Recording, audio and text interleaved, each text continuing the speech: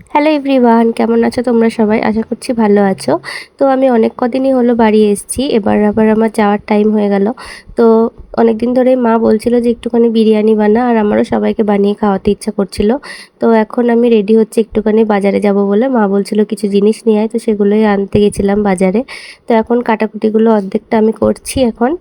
আমি পেঁয়াজগুলো ছাড়াচ্ছিলাম, আর মা বলল, "তুই যা আলুগুলো কেটে নিয়ে ধুয়ে যা যা প্রিপারেশন করার ওগুলো করে নে, আমি কেটে দিচ্ছি পেঁয়াজ রসুনটা।" কারণ আমি খুব লেট করি রান্না করতে, আর আমরা যেহেতু সবাই একটু তাড়াতাড়ি খেয়ে নিই, বাড়ি গেলে একটু তাড়াতাড়ি খেতে ইচ্ছা করে, 2-2:30টার মধ্যে খেয়ে নিই। তো সেজন্য বিরিয়ানি করতে যেহেতু লেট হয়, মা বলল, "আমি কেটে দিচ্ছি, তুই ওইদিকে কর গা।"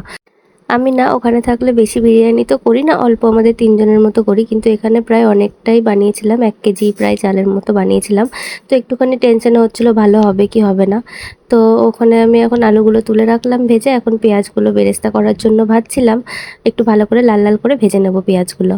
আর মাংসটাও মোটামুটি হয়ে গেছে কষানো। এখানে আমি ভাতের জলটা বসিয়ে দিয়েছি, ওর মধ্যে এই যে দেখো গোটা গরম মশলাগুলো দিয়ে দিলাম।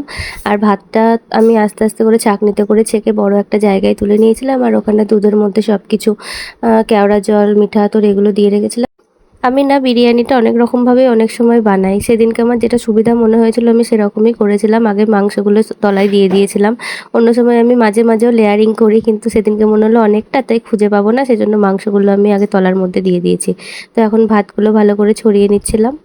আমার মনে হয় বিরিয়ানিটা এমন একটা জিনিস যেটা তুমি অনেক রকমভাবে এক্সপেরিমেন্ট করতে পারো।